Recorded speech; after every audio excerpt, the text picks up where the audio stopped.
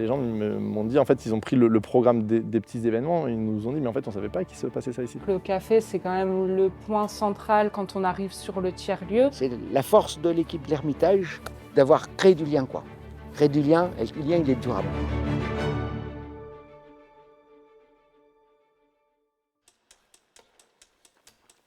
Alors aujourd'hui, l'Ermitage, c'est un site qui se réinvente progressivement en retrouvant une place dans son territoire. Vous avez un café associatif, vous avez des activités d'associations de consommateurs, d'AMAP, l'Association pour le maintien de l'agriculture paysanne. Les habitants, ils n'avaient pas émis un souhait de reprendre ce site, ils le connaissaient quasiment peu. Donc le travail qui est fait progressivement ici, c'est finalement qu'ils puissent se réapproprier le site, se l'approprier peut-être tout court, puisque c'était un site privé au départ. Il y a également un bureau d'études qui est assez intéressant pour imaginer ce que l'on peut faire de ces vieux bâtis existants. C'est-à-dire qu'on est devenus des spécialistes de la reprise de ces anciennes maisons, de ces anciens hôpitaux, de ces anciens centres de vacances, de tout ce foncier qui finalement a plus de vocation et qui peut retrouver une place dans le territoire.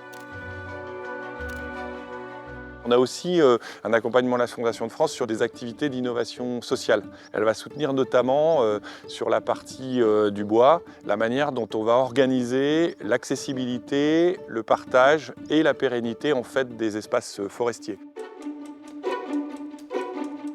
La particularité, c'est qu'on est sur une butte au milieu de 3 groupes d'habitants. Il y a des chasseurs, il y a des promeneurs, il y a des gens qui courent. La partie boisée, comme le bois était un peu abandonné, qu'il y avait beaucoup d'arbres qui tombaient, on a mis en place des équipes de jardiniers de la forêt, des particuliers qui viennent et qui mettent en sécurité les divers lieux ou chemins qui sont empruntés par les usagers. C'est la force de l'équipe de l'Ermitage, de Jean et de tous ceux qui l'accompagnent, d'avoir créé du lien, quoi. Créer du lien, et le lien, il est durable. On fait des repas les midis du mardi au vendredi. Mon rôle principal quand même, c'est vraiment le lien social. L'association, c'est vraiment l'idée d'être un lieu où les gens du territoire, les habitants peuvent venir proposer des animations, des ateliers où y participer.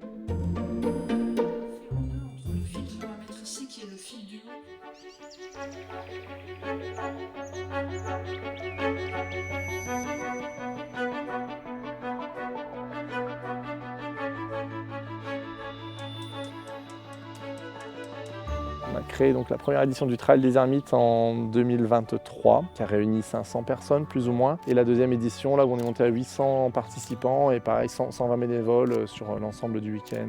Le trail, ça a vraiment fait venir d'autres acteurs qui n'étaient pas forcément là avant et ça a créé du lien avec des mairies de l'Aisne notamment. Aujourd'hui, il y a betteraves rouges, radis, salade, bouquet de persil, il y a des haricots verts. Pour les œufs, le pain et le fromage, c'est des paniers qui sont faits, c'est des adhérents, ils payent tous les 6 mois sur l'année. Et les paniers, tout est préparé et nous aussi on distribue à chaque personne qui vient. Et voilà, c'est pour ça que c'est le prénom. J'aime beaucoup l'Ermitage. Moi, c'est un endroit que je vois évoluer avec beaucoup de plaisir parce que je trouve que ça met de l'animation dans le village. Et puis, on a des bons produits, donc il faut consommer ce que l'on nous propose ici. L'espoir qu'on a, c'est que l'appropriation par les habitants puisse aller de manière progressive et que ce site devienne vraiment un outil commun dans toute la vallée et qui soit géré par ses usagers. Donc l'idée, c'est aussi que le site puisse avoir un rôle dans le territoire à long terme.